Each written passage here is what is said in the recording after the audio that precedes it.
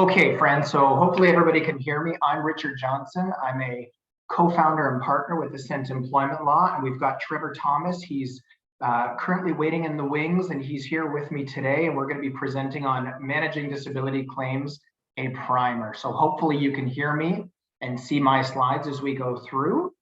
So we encourage you, as I said a moment ago, to put any questions into the chat function, actually, if you could, and that way we will be able to, engage with you and answer any questions that you have. I'm thankful that someone said, can hear you and see you. Thanks so much, Jason. Really appreciate that. So what we're going to do is we're going to first talk a little bit about ourselves, as lawyers are wont to do. I'll tell you that I was originally called in Alberta in 2007 and practiced out there with a regional firm, and then transitioned over to what I'd like to call God's country and in BC in 2010. And I've been in human rights, workplace law, WCB, and labor practice for approximately 15 years. Fun fact about me, growing up in Ontario, a lot of our industry is based in manufacturing, and I spent a summer making coleslaw and cabbage rolls and taco sauce, lots of manufacturing jobs. And so I was a gas jockey for a little while, which is a gas attendant at a local gas station. So I bring all of that experience with me to my practice, and the day I stop laughing is the day I stop practicing, because I love what I do, people that I do it with. So I'm going to turn it now over to Trevor Thomas, and I'll give you a bit of an intro on him, and when the time comes for him to speak, he's going to join me on screen. Trevor was called in British Columbia in 2009, and again, he practices similar to me in the workplace law realm. As a boutique, Ascent Employment Law just does workplace law. Now, sometimes that will touch on professional regulatory matters like teachers, audiologists, etc. And so Trevor takes, it's part of his niche area of his practice that he does a lot of regulatory work. Fun fact about him, he has an eclectic vinyl collection, and I can tell you he is a multifaceted individual. He's got incredible talents outside the law, and we're always learning about Trevor. Anybody who's had the pleasure of dealing with him knows that he's just an absolute joy, and he's, as I say, multifaceted. So we are here excited to talk to you about disability claims. Our overview today will really be to provide you with some guidance on managing employment relationships when someone goes off on disability leave, whether it's short-term disability, long-term disability, COVID leave. You need to have tools to be able to deal with those leaves in a way that's not going to disrupt the employment relationship, but in a way that will also minimize your employment or your legal liability. And that comes through a few different facets of the law that we'll talk about today. And so what are the moving parts legally? We want to break down what are the pieces of legislation or the areas of the law that you're going to need to know about. And then what are some practical considerations? Having done this for quite some time, strictly in a legal context, we'll bring some tools to bear that you can import into your day-to-day HR techniques, and hopefully those will provide some benefit to you. And if you have particular tools, we want to hear about it if you're comfortable sharing those with the group. But this is why it's called an employer huddle. We really are huddling in a circle here as a group of collective professionals, and so we want to make sure that we've got shared knowledge. So the current reality as we stand is that disability leaves, in our view, are part of the fabric of the employment relationship. So they have been on the increase, and that's just that could be anecdotal, but the research also backs that up. I think we can all agree that when mental health leaves started to become more of a recognized thing, and WorkSafe started to become aware of the prevalence of mental health issues in the workplace, leave started to become more of an issue, and so leave management naturally followed. And so what we want to realize is that this is part and parcel of our workplaces, and it doesn't seem like it's going away anytime soon. So if you're in agreement with that, then this is the place for you. If you're in disagreement with that and you don't seem to have much of an issue with that, I want to hear what your magic trick is, because certainly what we're hearing from clients is that the human aspects play out with leaves in ways that continue to surprise us. So whatever humans can get up to in the course of their employment, that manifests itself in the interactions they have with their bosses and their coworkers and their teams, and that plays out with disability leaves as well. So share your tricks if you've got some that you don't mind passing along. So the issue is essentially, if we break it down, that employers, businesses, private and public, want to have business continue. So, you know, during COVID, this became a huge issue. We took it for granted for a long time that the issues with starting a business and being in business for any enduring period of time related to the market and whether people were willing to buy your products or services, or whether there was a niche that you could adapt to. Nowadays, there are more pronounced challenges, and what we hear from our employer clients, our business clients, is that they just want to stay in business. They want to produce a good product. They want to produce a good service or put out a good package for people. And at the end of the day, they need people to do that. And they need employees who are going to be reliable and carry the brand forward and provide what they're supposed to provide. And on the other hand, you've got employees and they have a vested interest in earning a paycheck and feeling all the more with issues that we're hearing from newer participants to the workforce. They want to feel integral to the workplace. So they want to feel like the work they're doing is inherently valuable. So that's also posing a bit of a conundrum. How do we engage employees to feel like they're part of the workplace? And employees want to have their time off. They also want to have security. That's a huge aspect of the existential nature of work. So people want to know that when they get sick, when there's an issue that affects them to their core and affects their livelihood, they're not just going to be left to struggle on their own. They won't lose their livelihoods. Therein lies the balance when you're dealing with a sick leave or a medical leave, is that people want to have a place to return to once they get well, and they want to have the safe space to get well. And employers want to make sure that they come back as soon as possible, frankly, and be able to do a good job and be well when they're back. The classic tension. It is a balancing act, but what I would like to propose is, before we get into the law, is it a tension that is irreconcilable, or is it in fact workable? And I propose to you, and I know Trevor agrees with this, that it is a balance that can be very easily struck with adequate management. But to do that, we need to be aware of the laws at play and the human factors at play. So the laws that we'll be talking about today in the province of BC are the Human Rights Code, the Employment Standards Act, and the Workers' Compensation Act. And we've got some updates that we'll tell you about, because all three of these continue to be updated by the legislature to keep up with the issues in society, whether it's COVID or mental health leaves, etc. These pieces of legislation are things you need to keep your eyes on. But we do have some human factors, as I mentioned. So managing employee leaves will require that we keep track of advanced age in some cases. So we've got employees that are getting older, and sometimes that will lead to increased knowledge in a particular area of industry. So they have a particular legacy knowledge of how technology has developed, but it also may bring other issues of stamina, of performance.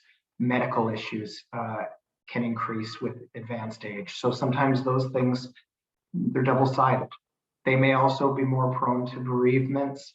As we get older, we tend to find sometimes that, unfortunately, there are more issues with our friends and family becoming sick or getting conditions or passing, and that will necessarily lead to leaves that we don't expect. Sometimes when people go away on leave, I know some of my clients lament that there's this sense of a return should be the same as when they left. They've been with the organization for a long time. They are out of the workplace for, let's say, a year because they're dealing with medical issues, and they expect that things will be the same when they come back, the same as they've always enjoyed. And that's not always going to be the case. And so those entitlements, those feelings come to bear. changes in technology, whether it's the period of time that someone's off on leave and technology advances, or just in general, as you're dealing with the advent of the workplace in your industry, technology and procedures increase. And sometimes some of our legacy employees aren't necessarily quickest to adapt. And there's this issue of younger, faster workers coming in, or the perceived younger, faster worker coming in to replace jobs. So these things all play out when someone's contemplating a disability leave or being out of the workplace for a period of time. Diminishing alternatives will sometimes play out. So the quintessential situation that I know I face often is that somebody goes on leave, and that's an opportunity to have a fresh set of eyes on their duties. And that can pose real issues. So someone who's been in a position for 20 years goes on leave, someone else takes over the role and starts to discover things aren't always being done the way that we think they're being done. And that brings up a whole set of issues that we need to deal with. When we discover that the job is not being done as well as it could be because someone's on leave, it's a delicate thing to address. And then you've got the issue of people thinking sometimes that they know better than management, which of course is not the case. And so we know as HR professionals that we, and people who are in the upper management levels of our organizations, that we're there for a reason. And at the end of the day, we have the power and authority to be able to steer the organization. And so that can lead to a tension with people who think they know better. So just some considerations that we've got. So we want to be able to take those practical considerations into play along with the legal considerations, and remember that we're dealing with a human being and they may not be strictly attuned to all the legal ins and outs. And the issues are all too real for them, especially when their body is failing them or their mind is not functioning as they expect it to, and they've got a mental health issue perhaps. These are all things we need to be aware of. We come at the Human Rights Code from a particular focus on Section 13. So Section 13 of the BC Human Rights Code essentially means it's discriminatory to refuse to hire someone or to treat them badly in the course of employment because of a physical or mental disability. And you'll all be familiar with ageism. So age is offside. You can't discriminate based on age or gender expression or identity or sex or race or religion. So these things, they're constantly being updated by the legislature. I shouldn't say constantly. Law doesn't move glacial anymore, but it also doesn't move extremely fast. But they're being updated as society moves forward. And so gender expression and identity was added recently. But for today's discussion, physical and mental disability is really where we want to focus for any disabilities. So we have to be careful that we don't discriminate against people or treat them badly because of a physical or mental disability, including time off to deal with those issues. However, we have a subsection 4 of this clause that says that we can discriminate based on mental or physical disability in terms of a bona fide occupational requirement. So good example of this is if somebody is not necessarily doing very well and they're facing mental distress for whatever reason, and they can't be focused on their duties, and they're expected to do, let's be a bit outlandish, brain surgery. It's reasonable for the hospital or the health authority to say, you know what, we can't have you in the OR right now. It's an occupational requirement that you be tip-top in terms of focus and concentration. And so we need to find an accommodation to help you, if possible, do work elsewhere and not expose patients to less than acceptable performance of the job they were doing. So we accommodate, but if the job requires X, Y, and Z, and that person can't perform X, Y, and Z right now due to a medical issue, then that can be a suitable reason to discriminate. And I just want to look at our chat really quickly, and I have a question as to whether Section 13 includes the duty to accommodate. Phenomenal question, and thank you for that. The Human Rights Code leaves a lot to implicit interpretation. And by that, what I mean is that the Human Rights Code sets out, it is not acceptable to discriminate based on X, Y, and Z. In this case, mental or physical disability. And then there's a lot to unpack, like the duty to accommodate, that gets imported into those provisions by the case law coming from the BC Human Rights Tribunal. So no, there's no specific area of the Human Rights Code that says you need to accommodate a disability and here's what that looks like. We flesh that out as legal practitioners from the case law coming from the tribunal. And so that's where some advice sometimes illuminates issues that are not clear on the face of the statute. Great question, thank you. So one of the things that we always want to bear in mind if someone comes to us with a medical issue, and you can see I'm chronologically working up to the point of disability and the leave. So somebody comes to us and they say, okay, I have a disability of some kind, temporary or permanent. Only once we're aware of that do we need to accommodate. So a lot of us are fortunate enough to be in relationships, but with that comes the presumption sometimes that we've told our partner something and we realize that we have not, and it was only in our heads. And you can't expect them to know that they've got a meeting next Tuesday at school, with the teacher, unless you voice that, similar to the employment relationship. So if an employee has told us there's an issue, or we know from the circumstances that we ought to be alive to a mental health issue or a physical limitation, then we've got a duty to accommodate. But if you don't know about that, you can't discriminate because you're not factoring them. So I hope that that's clear. And then another question that came up is in terms of undue hardship. And so that process of accommodation, we're going to unpack a little bit over the next hour. But what we would like to touch on is two things. You have to assess every circumstance based on the facts. And so what you'll need to do is look at that particular employee's circumstance and what they need in that circumstance. And undue hardship is not just a financial assessment. So sometimes it will come to bear. For example, if you're in a 2-story building and an employee needs an elevator to go to the second story, and that's going to cost $200,000, that may be something where you can say it's undue hardship. But just because it's a financial decision that may cost a bit more money isn't the end of the analysis. Sometimes the finances do merit giving people a different workstation or tools or equipment. And so we have to use that as part of our assessment, not just the end all be all. So in a great move of technological acumen, I'm going to turn the screen over to my partner, Trevor Thomas, and he's going to join me here and take it from the prima facie discrimination assessment and then unpack that for us. So I'm just going to turn to Trevor, and we're literally going to, we're both vaccinated, just to point that out. Trevor Thomas. Thank you, Richard, and thanks everyone for being here today. We really appreciate your time.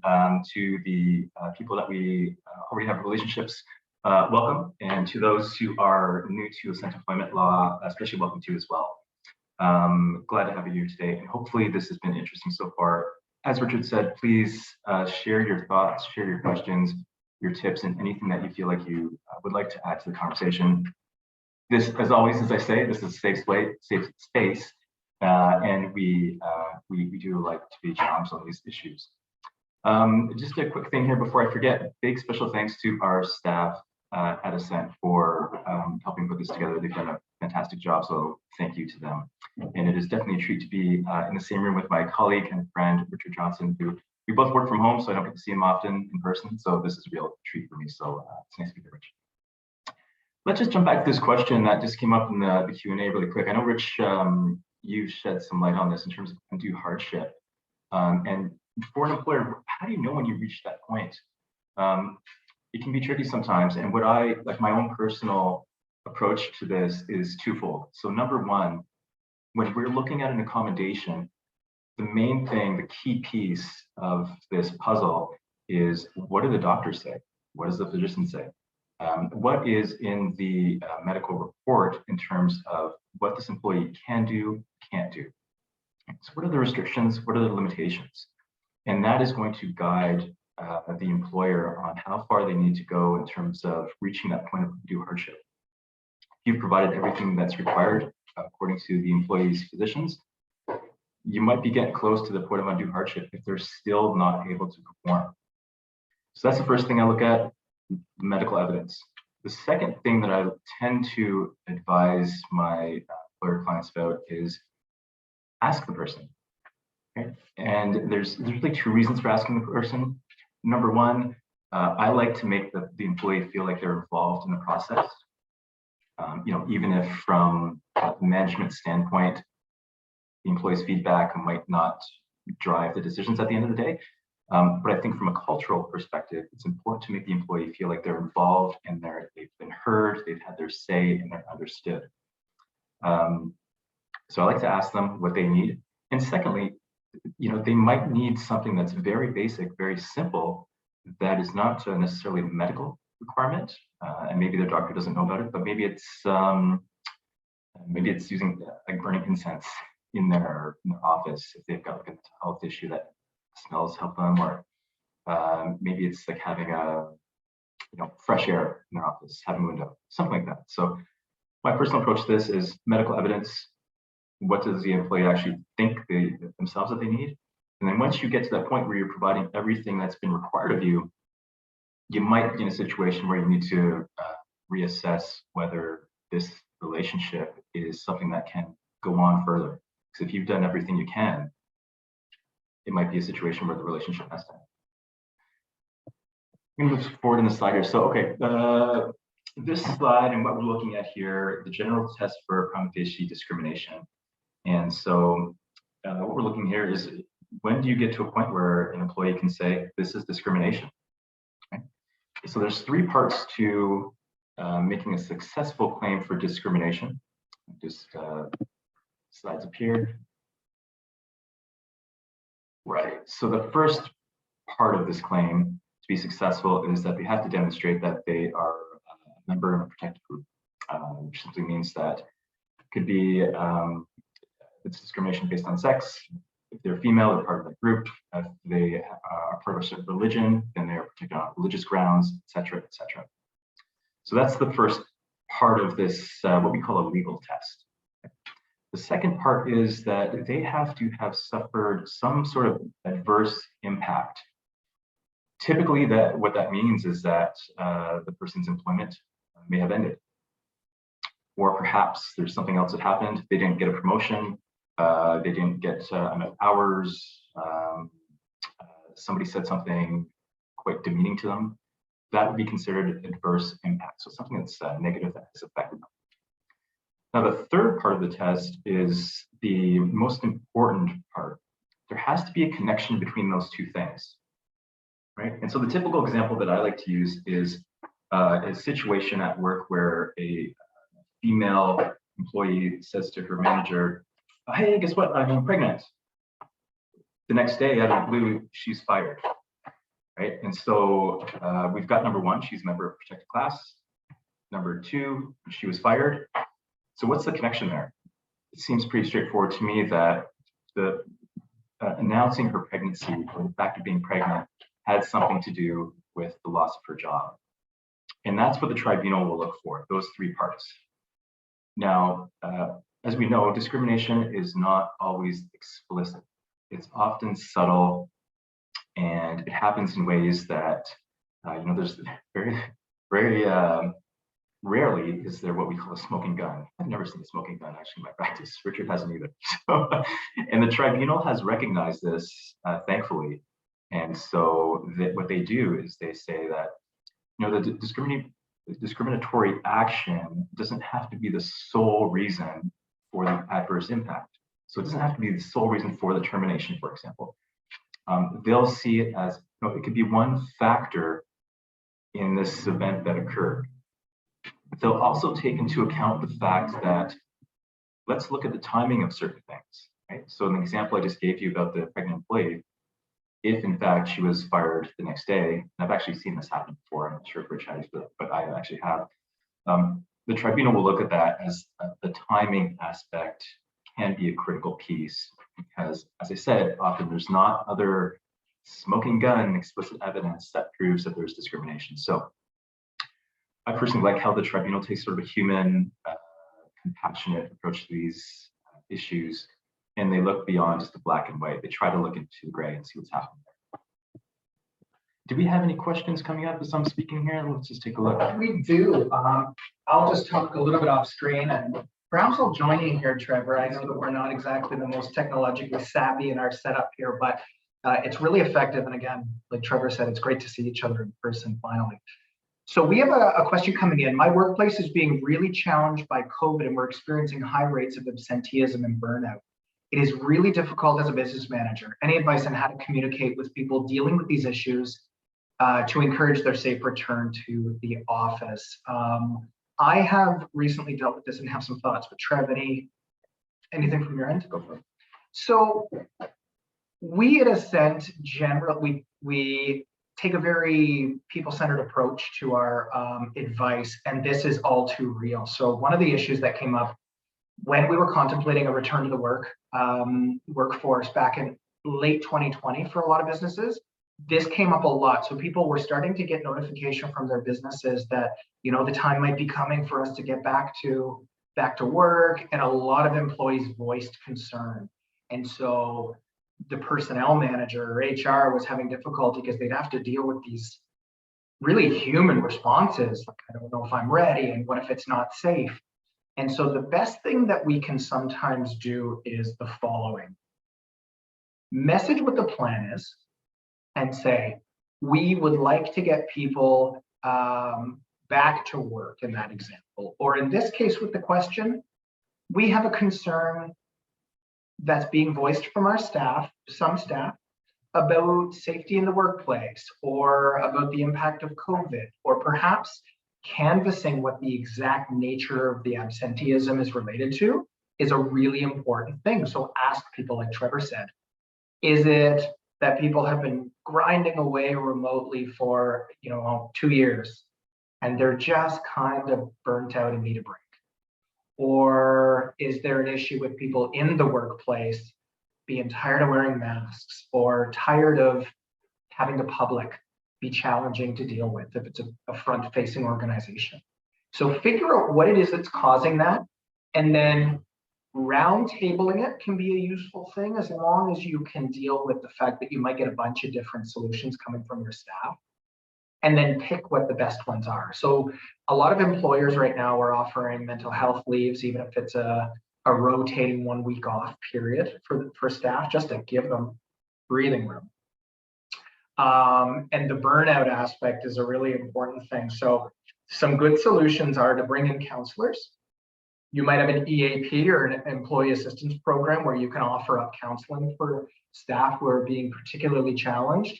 If you can afford the time off for some people, giving that space is a really good idea.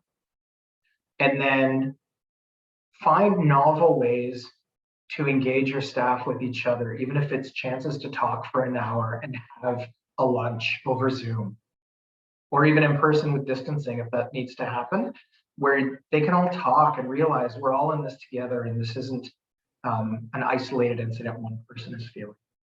So those are just some of the things that I think are really, really important.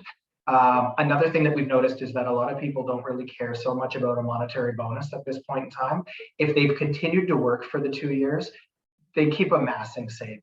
And so more money doesn't necessarily get to the issue. They would rather have paid time off as an incentive. So if they've just been killing it for the last 2 years, maybe that's a great solution, is offering a bonus of a weekend away, an Airbnb, paid time off. Those are great solutions to turn your mind toward, and they're very human. That's what I had to share. Thanks, Richard. Let me challenge you on some of this stuff. So what if we have an employee, and due to the nature of the work that we do in the industry that we're in, the employee actually has to come to the workplace. And we've done everything we can to make the workplace safe. We've got distancing protocols in place. We've got daily cleaning protocols in place, masking, temperature checks, all these things. So as an employer, we've taken what we think all the steps are that are required, especially under work-safe legislation. But the employee still feels unsafe. to come back into the workplace. They don't want to return, but we've asked them, here's what we've done. We've done this, this, and this. What's your concern? But all they say is that, they're afraid of COVID or they're not feeling safe. Any thoughts on what to do in that situation? Always challenging me, Trevor Thomas. This is again, I started seeing this time and time again, late 2020, as I know you did, Trev. And so we try as we might, some people just didn't feel comfortable. And so what we did as employers is we would message the plan. And so we make it clear, and the lawyer wants you to make it clear in an email or in a protocol or something that you give to your employees. Here are the steps we've taken which make the workplace as safe as we can get it. And then on their return, you ask and check in with people and say, how are you feeling? And if people then are resistant, despite all of our best efforts, the onus shifts to them to be able to provide a reasonable explanation why they can't come into work. Because that's the default, right? As long as their job hasn't always been remote, then working remotely is essentially an accommodation to keep our people safe in the meantime. But it was never meant in most industries to be a given forever. And so once we message what we're doing and we're letting people know that they're heard, then the responsibility falls to the employee to say, okay, despite that, I'm immunocompromised or something of that nature. And if they refuse to come into the workplace, then it's a discipline issue. And that's where sometimes you got to take a bit of a firmer line and say, not really a question, it's a requirement. And then it becomes an issue for you to, address through that discipline process.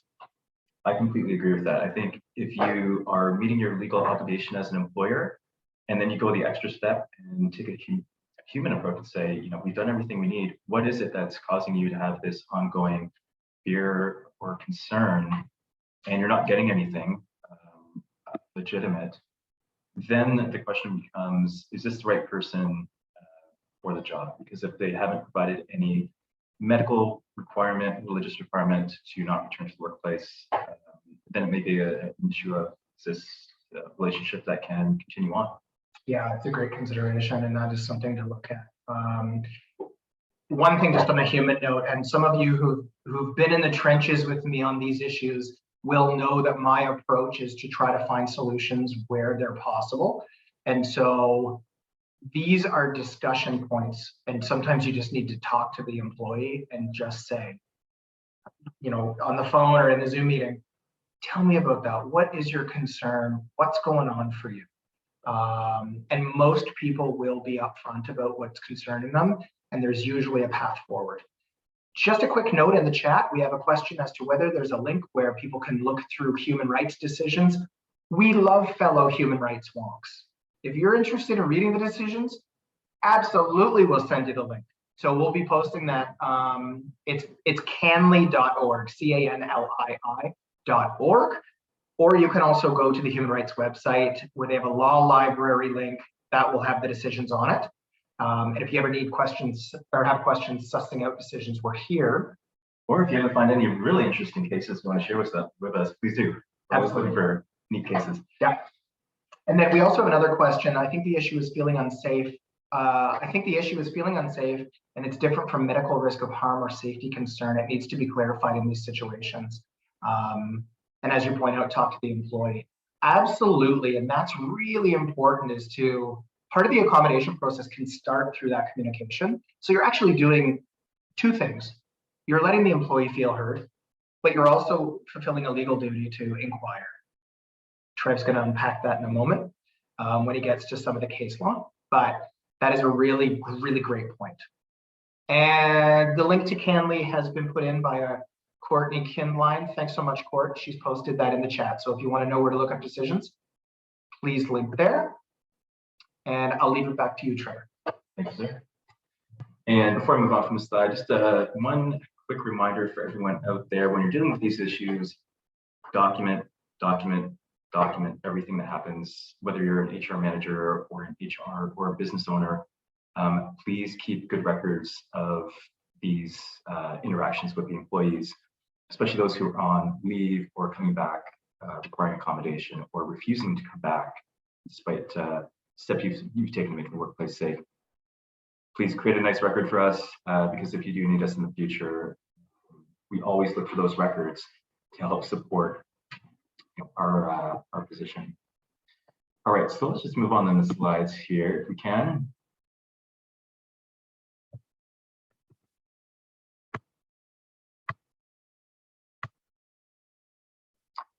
So accommodation does not have a hard and fast end date. So again, accommodations are dictated by what the medical evidence tells us. And again, beyond that, it's what the employee feels like they need. We cannot circumvent human rights code by contract. Oh, this is an interesting one. So you may have seen contracts, I know I have, where it says something like if the employee is off of work due to some sort of sickness or health for a certain amount of time, then their employment is concluded or terminated. How does this work? Is that actually a legitimate thing that employers can do? No, it's not. I always sort of chuckle when I see this clause in contracts because you can't circumvent the human rights code. Right? So if somebody is off on work, off on leave, for a certain amount of time, there may be some opportunities for ending a relationship due to what's called frustration, and we'll talk about that in a subsequent slide. But you can't circumvent the human rights code, right? So those clauses in those contracts are not enforceable. So a question we often get is, if somebody's off on med leave, how do you fill that position, and how long do you have a temp in? And these are always tough situations because, as a business owner, you're always trying to maximize productivity with how much your expenses are. Right? So there's always this equilibrium where you're trying to reach that perfect productivity for a certain amount of monetary input. So the question is, if you got somebody off on med leave, you hire a temp in, how long is that temp required to stay there? It's difficult. And so what you need to do is when you get the temp in, what I like to do is make sure that the contract for this temp employee has a nice termination clause where we can end their employment when we need to, and we know that there's only a certain amount of either working notice or severance or a combination of both that we need to give them. So from a bigger picture perspective, yes, you can hire a temp to fill in for somebody who's off on med leave. And when you get into the nuts and bolts of it, make sure that temp has a good, strong contract in place so that we are not doubling up on too many people, which causes our expenses to go higher and the revenue to go lower.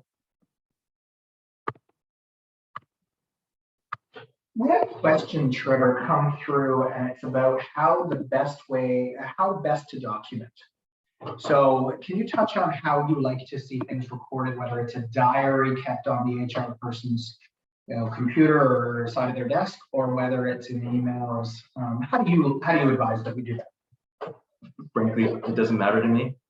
Whatever is more comfortable for you in the way that you keep records of things. So it can be handwritten notes. It can be, so handwritten notes, if they are handwritten, you want to make sure that they're kept in a locked file or cabinet in your office.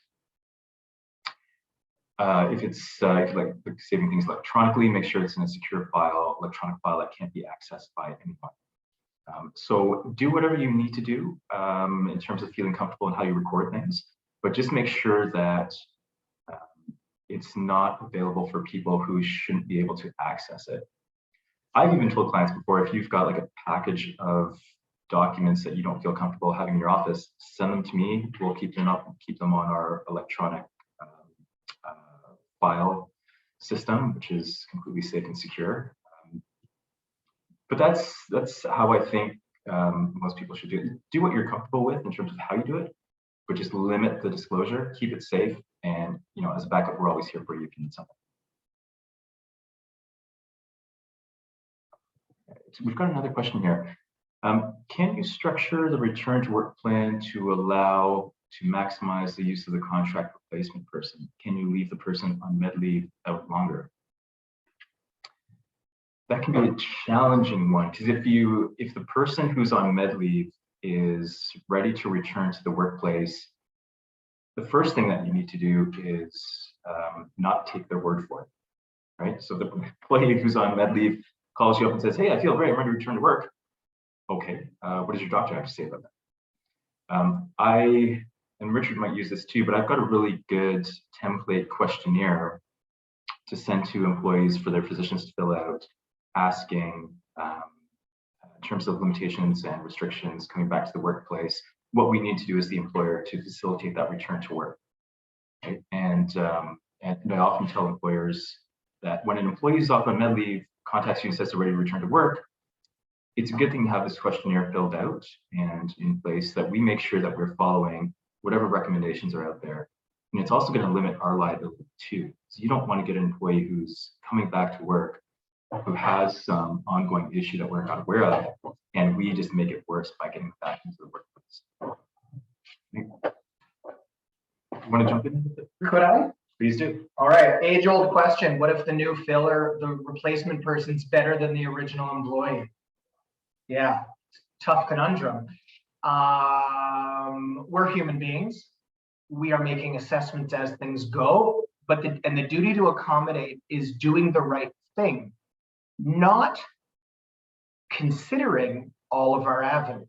You're allowed to consider your avenues. You're allowed to have thoughts about stuff and feelings. It's what you do and how you act that really is where the rubber hits the road from a human rights perspective. So you have a legal obligation to replace the person to the job or a reasonably similar job unless they consent otherwise. And that's where the worm turns on these things. So if you've got somebody who comes in for a year mat leave fill or comes in for a medical leave gap position, and they're just knocking it out of the park and you don't want to lose them, then what you would do is you would have a quick conversation with your local employment and human rights lawyer, probably is a great idea. And I'm not saying that tongue in cheek fully. It's a good idea to make sure that you're not going outside of what would be proper advice, but have a conversation with the person returning from leave and propose to them what their new position is going to look like and why you want to make the change in a rational way. And in a lot of cases, they will see the logic of it. And as long as their compensation and their prestige and the level of the role isn't going to be embarrassing, sometimes people will take that opportunity if it's in the best interest of their bottom line and if it's good for the organization. So have those conversations where appropriate and in a good way. And you'll be surprised that you might actually be able to retain yourself a really good employee indefinitely that you thought might have just been a leaf fill. So there is a way through that. And part of it is the human side of it. And then part of it is how do you message it appropriately and not foist that change on people. Right. So how about this? How about, let's use the mat leave situation because it's easy. So you've got someone who's off on mat leave. You've got someone who's come in to fill that role. They are fantastic, stand out, they're killing it. We want to keep them. So you talk to the person who's off on mat leave, they're about to come back, and you say to them, look, here's the situation. Here's an idea of how we can make this work. What if they're not okay with it? What if they say, nope, that was my role, you filled it, and now you're changing the terms of my employment. What can we do in that situation? That's one of the toughest positions, I think, because you don't want to lose the person that you brought in for the fill.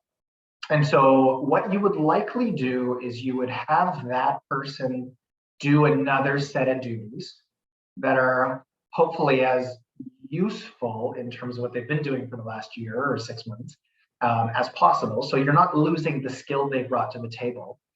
You do bring the person on leave back. You accommodate their reentry into the workplace, realizing as well that they have come off of a period, sometimes that's 12 months or longer. They might not qualify for EI if terminated immediately.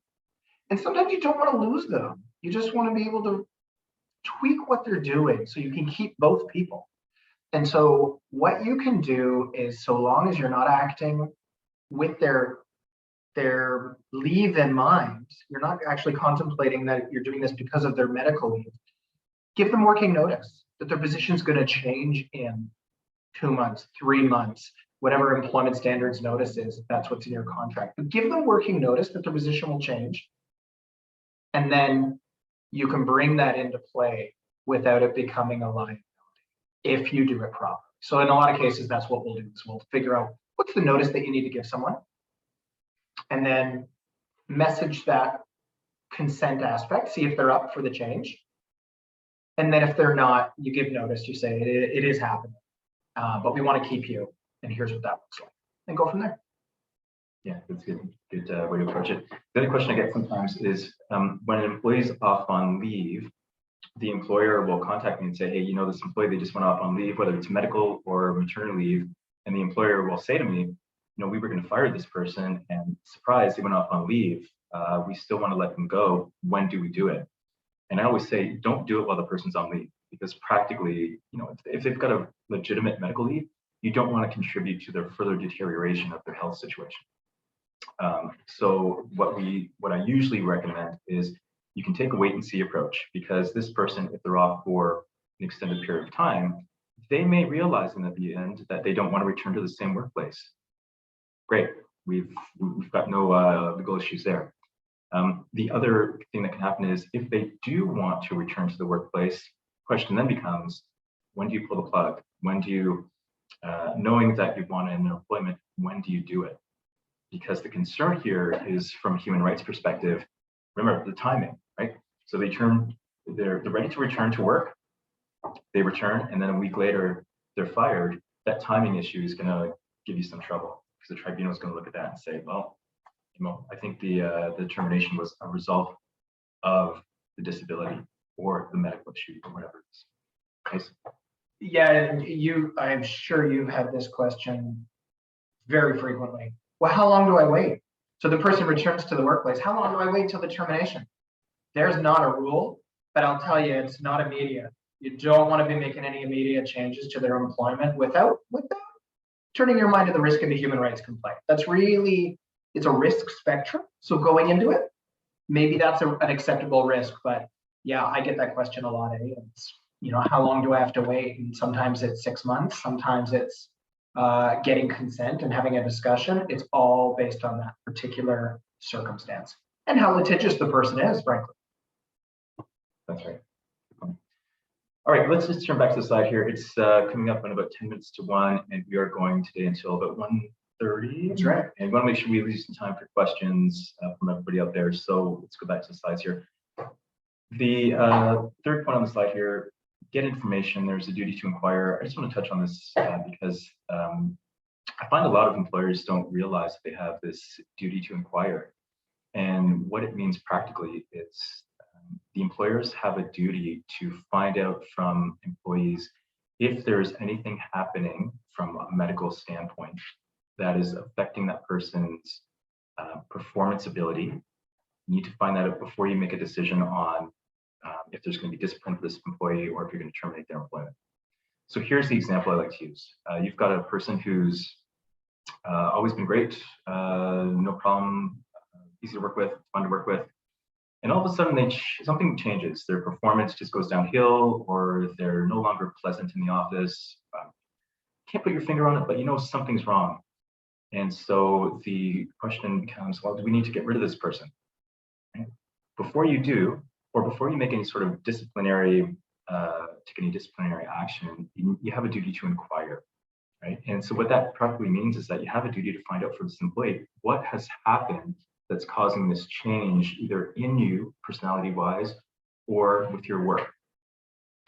And I know what you're thinking, that's probably a very awkward conversation to have, but it doesn't have to be if you frame it correctly. So the way that I suggest to frame it is, can you tell us if there's anything that is affecting your performance? Or is there anything that you'd like to share with us to help us understand, you know, why your performance has been suboptimal, or why you had that outburst last week with your colleague? So it's a lot about asking questions, give them the chance to disclose the information. If they say, no, everything's good, nothing's wrong, I'm fine, then you can proceed and make the decision that you have to, whether it be a disciplinary decision or a question about termination. Because you fulfilled your duty to inquire, the employee has basically said everything's all good, so you can move forward to the next step. If they come back to you and they say, actually, you know what, I've been really suffering from depression recently, or somebody close to me passed away, then you got to pull back, and that's when it becomes a question of accommodation. Okay? So if we know that something's happened with this employee, what we do then is talk about the accommodation issue. What do you need from us to ensure that we can help you perform well in the workplace? All right, so it looks like we have another question here in the chat. So there has been an ongoing history of varying illnesses and injuries with an employee to the point the employee has exhausted all sick vacation leaves to the point of taking significant leave without pay. Unsure if the illnesses were legitimate. Oh, this is sounding all too familiar. Fulfilled the duty to inquire as suspected. There may be some underlying personal or physical issue. Nothing was disclosed. Banks have been topped up this year, and the employee had another recent injury recently, which requires modified duties to the point of impacting operational requirements and cannot rely on the employee to be at work. Thanks so much for sharing, by the way. We're trying to keep on top of all the questions, and it's what we would call a hot bench in the trial context where everybody's on top of it and asking great questions. This is fantastic. So do you have any advice for someone where the person just seems to have repeated leaves, they've maxed out all their banks and their time? How do you deal with it, Trevor? There's two options. They're not easy options. The first one, I think, is to make the decision whether to let the person go. And I know that raises the issue of human rights. But what I've done in the past in advising employers is that you can let this person go, and we give them an extra chunk of money in exchange for them signing a release, with the expectation that they'll sign a release, they'll get their extra money, they'll go off, and we don't have to worry about them again. That's the way that I've approached it when there's an employee that is just taking a lot of time from management to focus on other things. Some people refer to these people as like problematic employees, whatever you want to call them. But they have a lot of needs that sometimes the workplace, we can't give them everything they need. We can't fulfill all their needs. We've got a lot of other things to focus on. So if you're going to terminate their employment, you can use a release as a tool to try to get out of that liability. What are your thoughts on that, Rich? Have you done anything like that before? Yeah, and I agree with you. Sometimes there's a lot of benefit to getting at the nuts and bolts of why they're absent. Are they disengaged from the employment relationship? And if they are, would they take a package? And that package, as Trevor said, should turn its mind. It should address the human rights aspect of things, because that's what human rights would want to see if there's ever a release you're trying to uphold, if somebody were to file a complaint later scrupulously after having gotten a settlement. You want to have shown that you've turned your mind toward that aspect of things, but package them out. It's a bit of a win-win in that case. I've also gone in a bit of a different direction, if I can share that. So sometimes there's an underlying issue that just roots in something medical or something psychological that we're not getting at through the information we have. And I know that, Jason, thanks so much for your comment, because I think we're heading in the same direction with our comments here. But you can go back, like Trevor said, and ask the medical treatment provider, ask the person's GP through a letter that you give to the employee to take to the doctor. Is there a medical reason for these absences? Are there accommodations that are needed? You can't ask for a diagnosis, but you can ask for escalating medical advice from their own treatment provider that may help you get at the root of the issue. And at the end of the day, if you don't have a consistent employee who can actually be there doing the essential job duties, then you may have an obligation or even a ground to say, you need to be off on medical leave until you can return to the workplace with reasonable accommodations. But we can't have you coming and going inconsistently because it's an essential job duty that you be here. So it requires a little bit of finessing and a little bit of assessment, but that's another avenue, is get the medical evidence. That's a great point. And unfortunately, there's sometimes employees who try to be really strategic about these things, and they come They go off, they come back, they go off, they come back. They provide you with medical documents saying that they're trying to return, so they come back, and later they're off again. So it's this constant, almost like a chess game of how to deal with this employee, because they're just causing a lot of, they're taking a lot of time from what we need to focus on. So there's some employers who just have to make the decision of, we can let them go, and we're willing to risk the legal liability because we just need them out of the workplace because they're causing toxicity. They're taking too much time. This is not a workable solution. So that's, maybe an unfortunate situation, but it's a decision that sometimes has to be made and an option that has to be taken for the good of the business.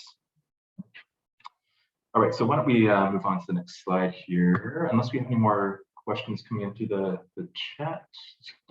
We have some comments and some suggestions that are being shared amongst the group as to how practitioners are dealing with these issues and requests. So I think these are awesome. Keep them coming. I'm also amassing some questions for a bit later in the presentation where we can slot them in with the content of the slide. So keeping track of all these, they're great.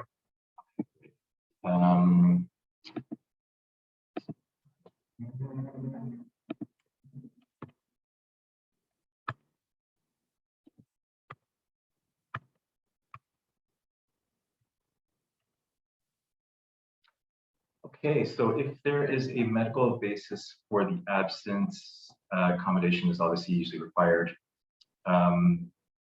Accommodation is a two-way street, and this is a really important concept. It's not all about what the employer can do for me and my accommodations.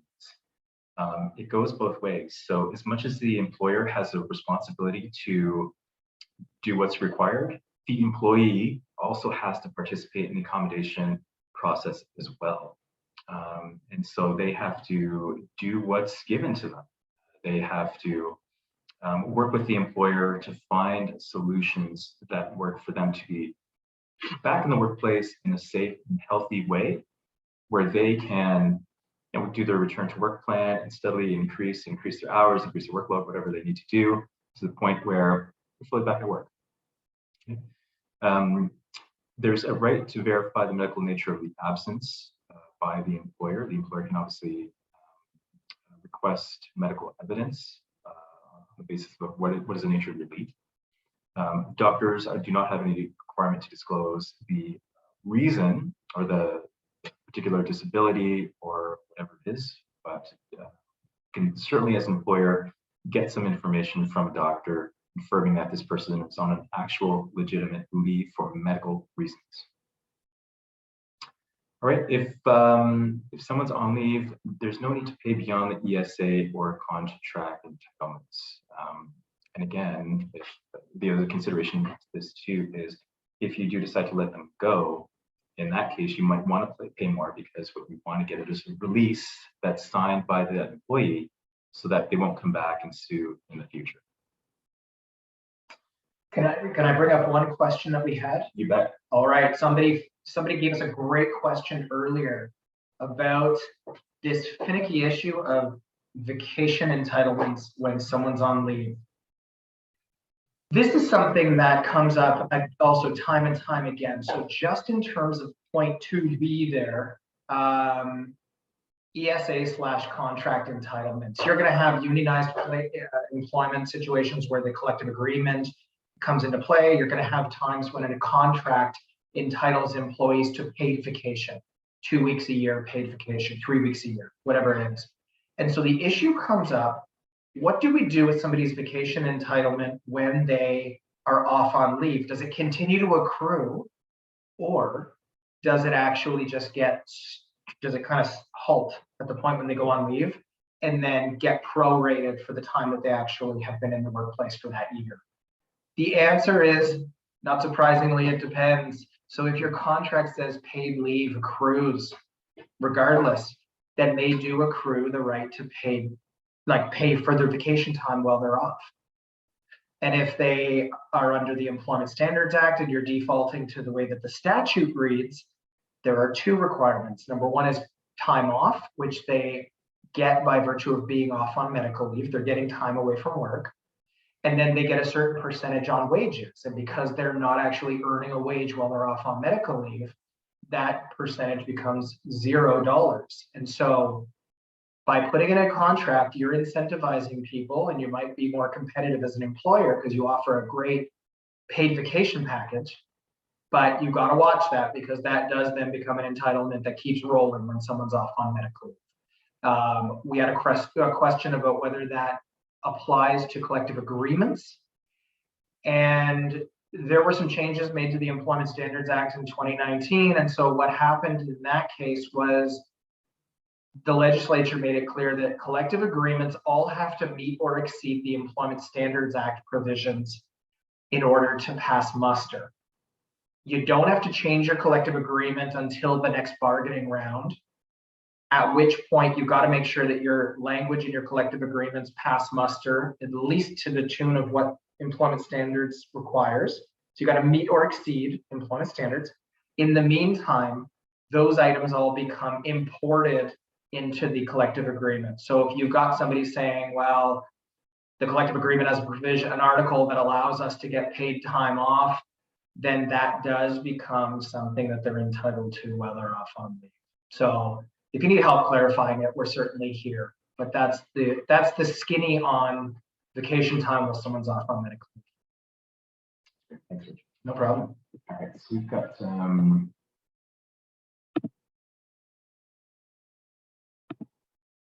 I think Caitlin raised a hand.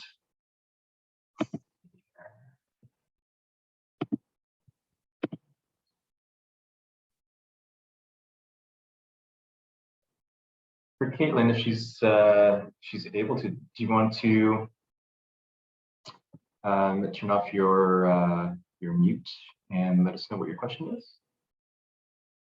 Or you can type it in the chat as well. We're constantly monitoring the chat. I'll watch. Yeah, Rich, if you can just watch that, that'd be great. Thank you. Here's a question that I get asked frequently: is if an employee's off on medical leave, can we, the employer, contact them while they're off on leave? What are you contacting them for? So the answer to that really depends. You know, I encourage employers to reach out to their employees just to check in and see how they're doing. But if you're contacting them about work, I tend to suggest that people do not do that. What's your take on that, Rich? Yeah, I would agree. It all depends. Sometimes you need passwords, or you need to get a piece of equipment returned, like the work computer, and that's okay. You can redeploy those assets, like phones or company-owned computers. That's fine, but be sensitive. Do it at a time that works for the employee, and just make it clear that you're not trying to intervene while they're healing. So only do it when necessary. Yeah, particularly if you may be aware that they might be off on a leave due to mental health reasons as a result of what's happening in the workplace. You want to be extra sensitive to those needs of those employees. All right. I think, Caitlin, I think you have permission to speak. The Zoom permission.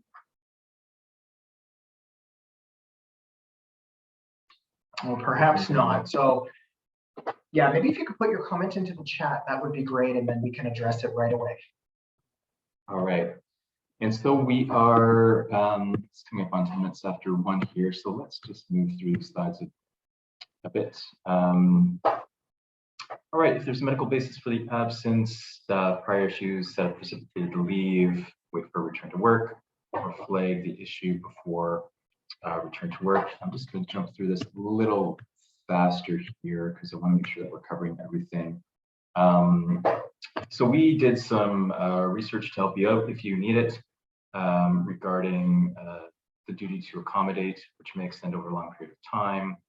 The employee must participate in good faith, which means that they actually have to participate in this duty to accommodate process, whether it's a return to work or if there's any additional information that the employer needs from the doctors, of the physicians. The employee should be reaching out, ensure that they're facilitating that disclosure of information.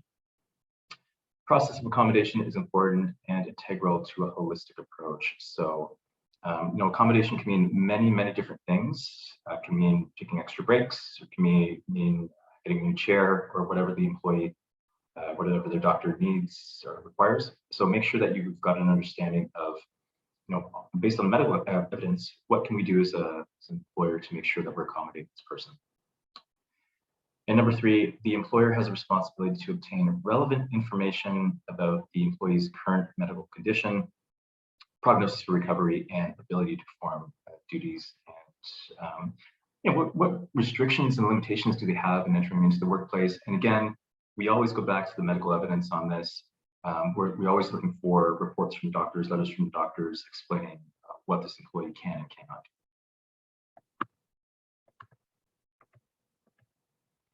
All right, a few more cases that we put in here for you. Again, about the accommodation process,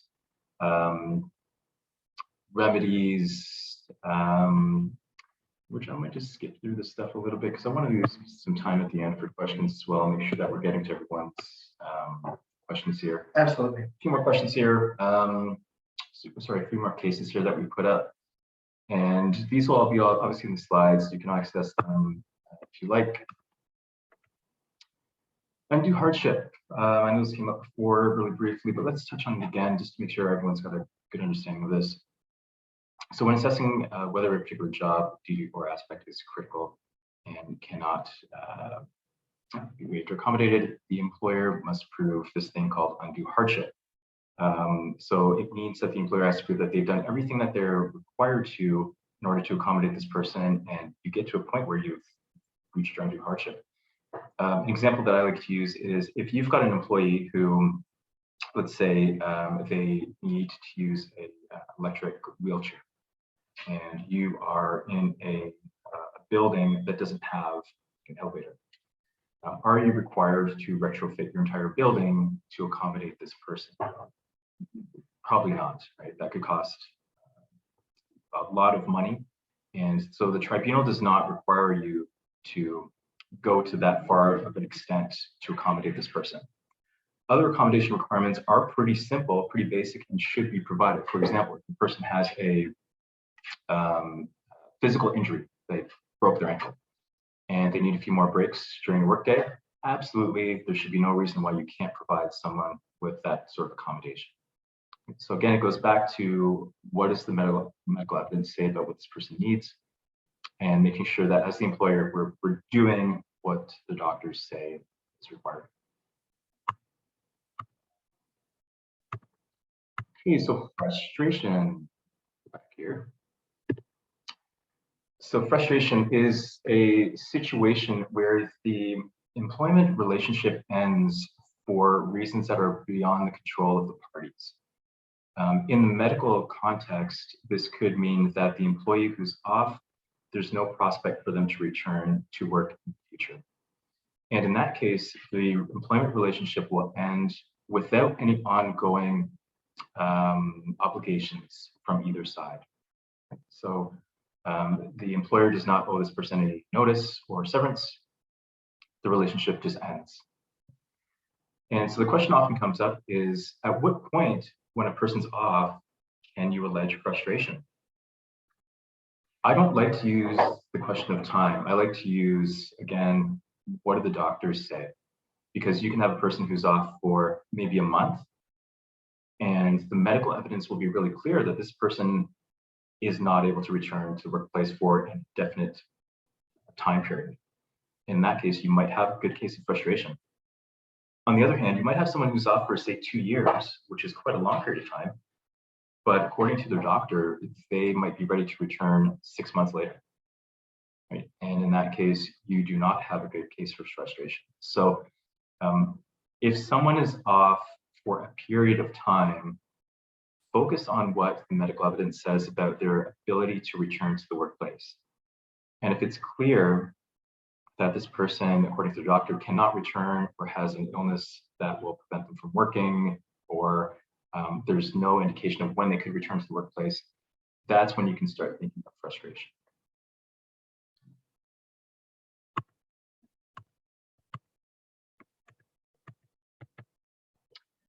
So this often comes up in the context of chronically ill employee.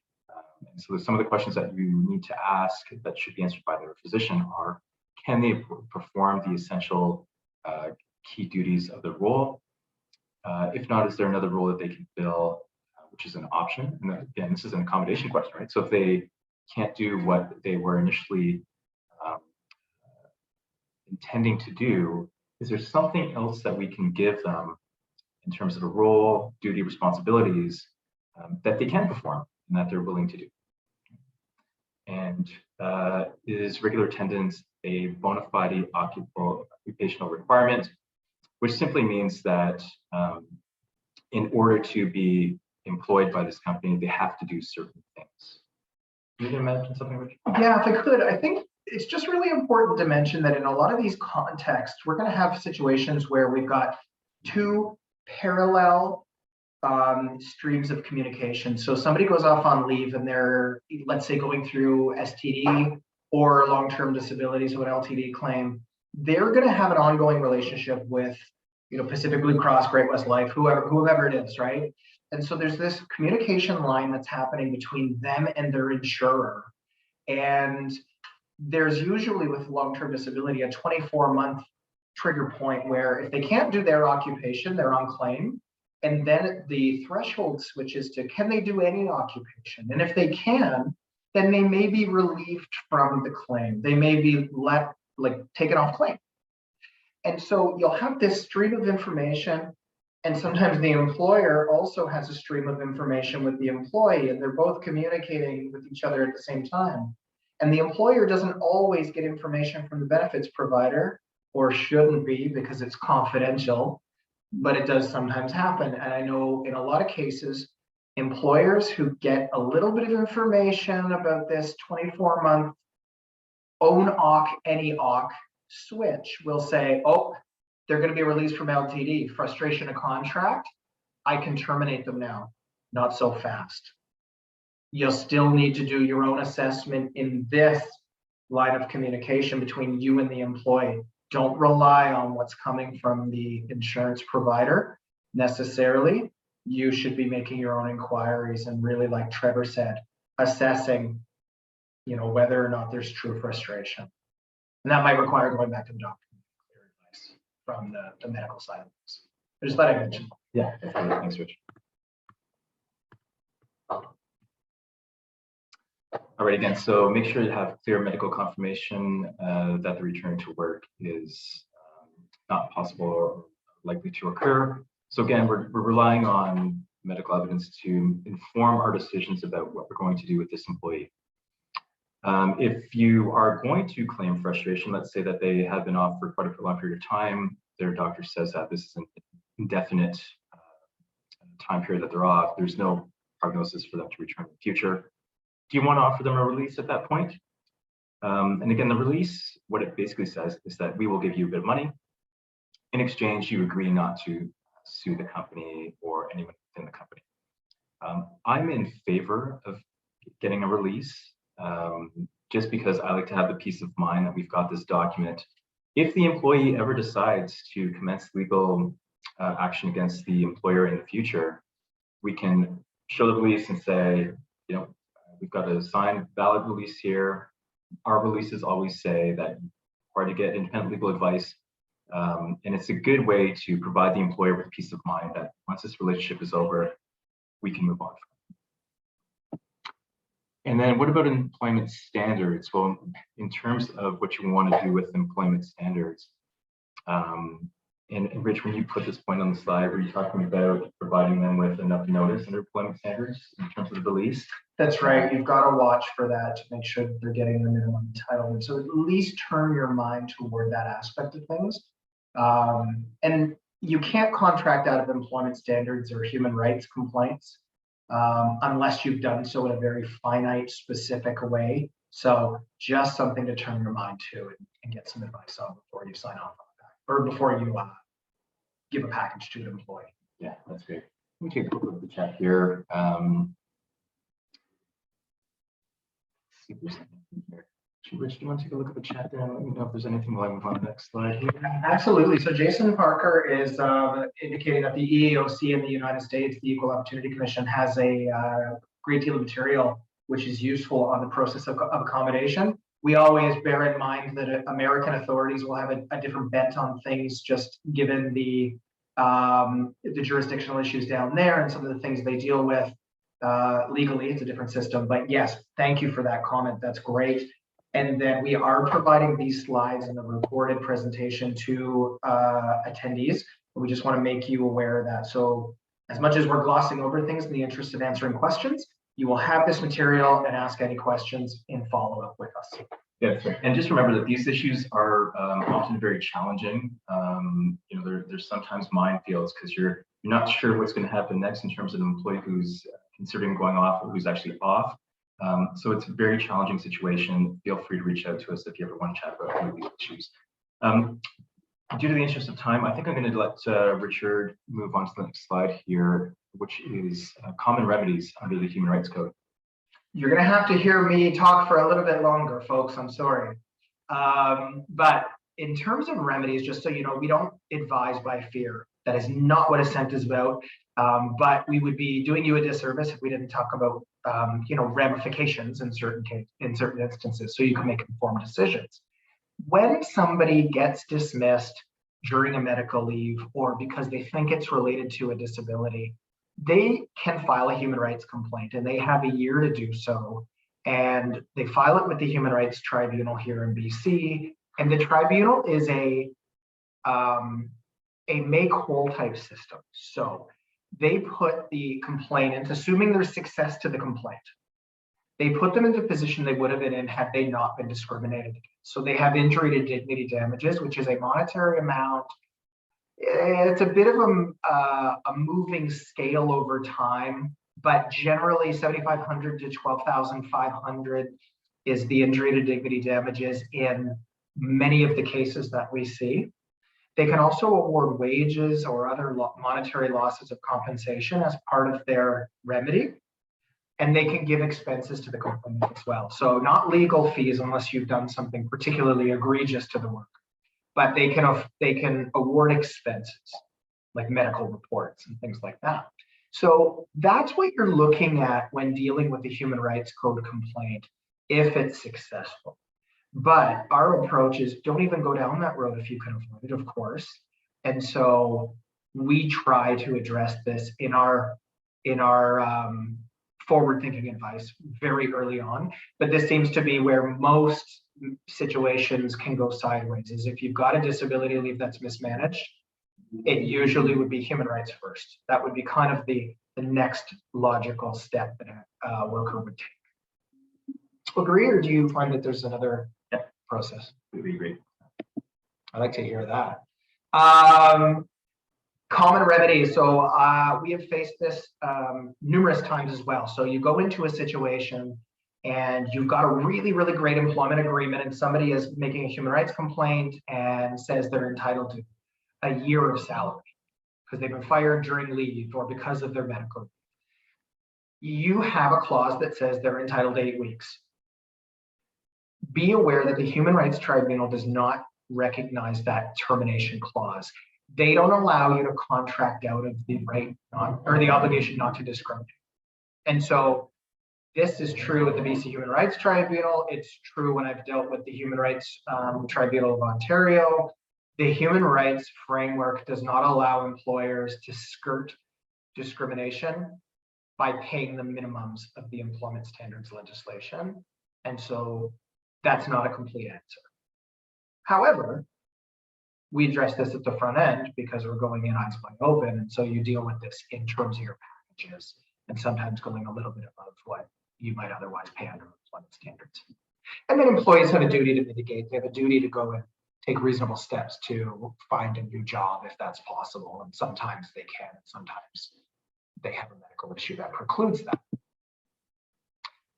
So that's human rights in a nutshell, fast and furious.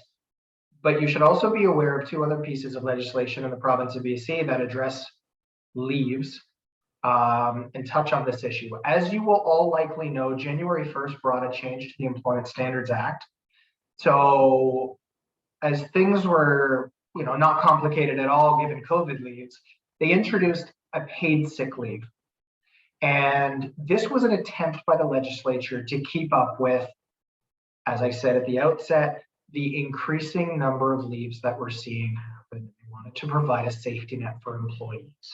So there's now an entitlement after you've been employed for 90 days with an employer.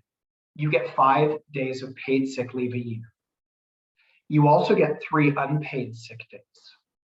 Now, the 3 unpaid days, not to diminish them, but that basically is covered off on your duty to accommodate anyway. So we're not too focused on that in terms of illuminating our employer clients about what this means. It's more the fact that paid sick days are a bit of a new thing. A lot of employers don't have a system where they pay people for sick time. And so when this got introduced, it meant that now you need to allocate resources for your staff to be off and be paid. This will become included in any sick days you do have. So let's say an employer has 10 sick days a year that they offer to their employees. You don't now have to give 15. Statutorily, you gotta, the floor is 5, but you offer 10, you're covering off the employment standards requirement.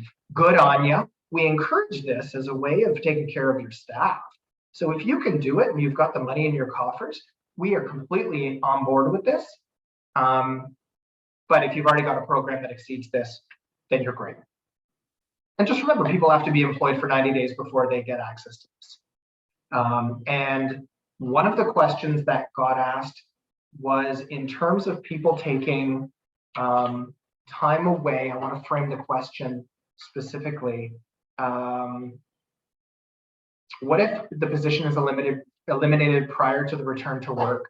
So that necessarily imports this. So make sure that if you're going to be terminating employment during a leave, that you're keeping your eyes on the 5 sick days and the 5 days of paid time, because you need to pay out all wages within 48 hours of the end of somebody's employment. And so you want to make sure that you've turned your mind to this little element if you include employment before they return to the workplace. And then another question, how does this apply with COVID? So if somebody is off on paid sick time and you can apply the COVID leave provisions, great.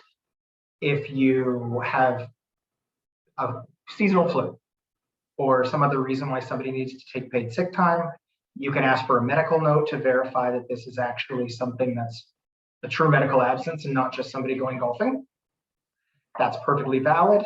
You'll probably have a policy that will say we can request a medical note day 1. It's very common to say after 2 days of absence, on that 3rd day, you've got to provide a medical note. But that's something you certainly can require to make sure that people aren't gaming the system. And not to say that employees are bad. It's just a fallback to make sure you've got a check and balance on this. And then employment standards and human rights are parallel. So just note that. So you can't double dip and get damages in 2 venues for the same thing, but you may have somebody who has employment standards rights and a discrimination complaint or allegation on the other. Those 2 can proceed at the same time because they address 2 legal types of claims.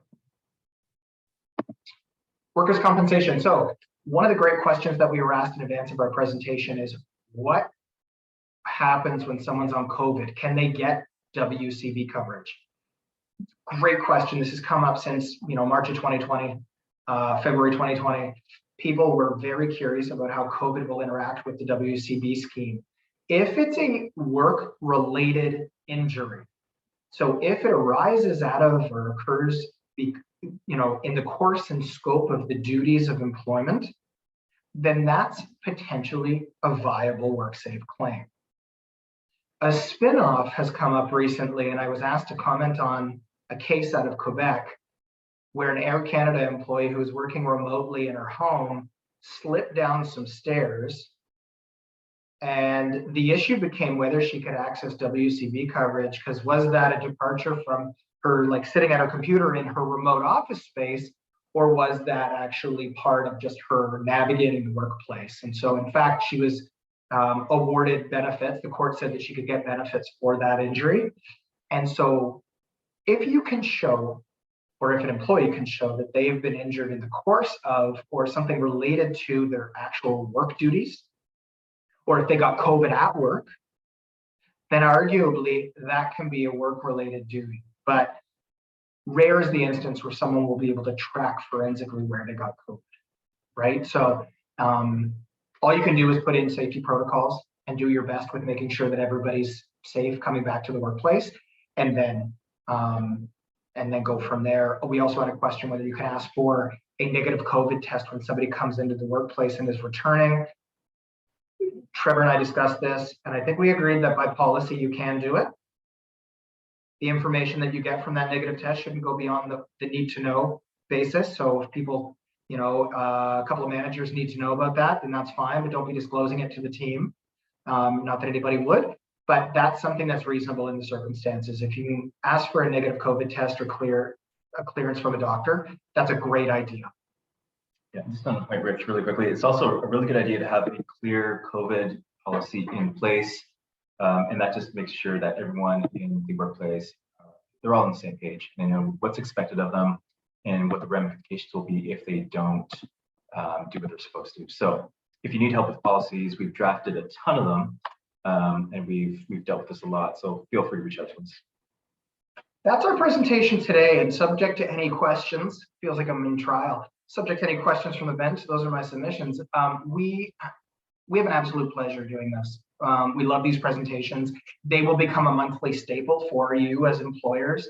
We have put them on an events page on our website to keep you abreast of all the ones that are coming up, and we're going to at least have 3-month chunks so you can schedule your calendar accordingly. So please sign up. We will be giving you the presentation materials so that you can review them at your leisure. Please ask us any questions. We are very relationship oriented. We want you to be well armed going into these situations. And if that means having a 2-minute chat, we're up for it. If it means drafting policies, we're here. And if you have any topics for future employer huddles, let us know. If there's anything on your mind, any burning questions, burning issues, we'll definitely take that into consideration for our future huddles. Thanks for joining us. Stay well, and we'll see you next time. Take care. Thanks, everyone.